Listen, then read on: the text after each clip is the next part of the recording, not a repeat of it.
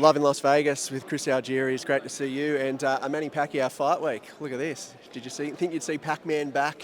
No, I mean, listen, I've been retired for a couple of years now, and yeah, I have some opponents former opponents who are still fighting, but they were younger than me. Manny was older than me when I fought him, so obviously he's still older than me, but he's still up there doing it, and I'm on this side. Do you get itchy knuckles when you see him up there? Not at all. I am good. I like my job. I like got what your I'm tea? doing. Yeah, I'm good. I got my little hot drink here, and I get to call the fights now. How good. Obviously, being an Australian, I'm in Vegas for Tszyu and Sebastian Fundora. How do you see that fight? Listen, I mean, I would like to say that it's going to look a lot like the fight did before Tszyu got cut, but I don't know because both guys are in very different phases of their career right now. Fundora is on a real high swing. He's got a lot of momentum on his, going behind him. And Tszyu, man, I mean, he obviously took the very disputed loss to Fundora in the first fight, but then he got absolutely wiped by Murtazali. Yes, he has that comeback win with Spencer, but I don't think we learned a whole lot in that. So because of where they're at in their career, it's a really hard one to pick because I think from a technical standpoint, I would pick Tim every time. But mentality has a lot to do with this, psychology has a lot to do with this sport. I've been out to Tim's gym the last couple of days seeing him train, and his footwork seems to be a lot quicker in this fight. Mm-hmm. Do you think that's a key to victory? Because he does look remarkably different.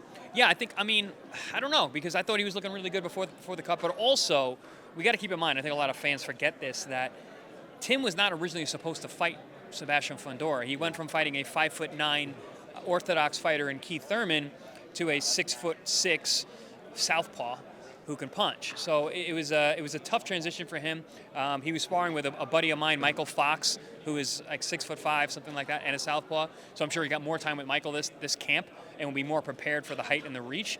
But I don't really know. Like I said, I think he had him figured out pretty good the first time until the cut. Have you had anyone remarkably taller than you in your career where you do have to kind of pick apart that puzzle? Not at a high level, no. I fought a few guys early in my career that were considerably taller than me. I knocked them both out, but no, at the higher levels, and especially at 140, I was always the tallest. Even in kickboxing? Kickboxing, I fought a British fighter who was 6'4" and kicked like a mule. I knocked him out too. I just had to get in the inside. But think about taller guys, they got long bodies, a lot of area to hit. Well, it's funny you say that because one thing I also saw about Tim's training is he was also very he was staying low. He was staying low. Mm-hmm. Is that a safer space for him? Yeah, I think especially with a guy who starts to use his jab, you got to wade forward.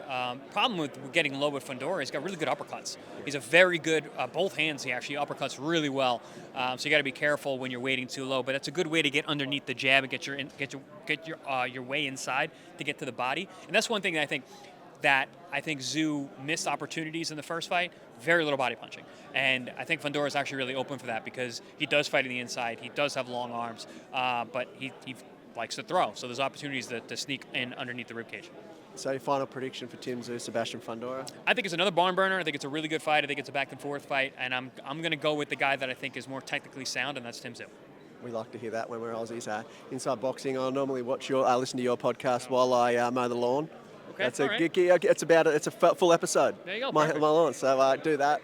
Recommended. Go check it out. We'll chuck a link in there. But former world champion, 140 pounder, Chris Algieri, live in Vegas.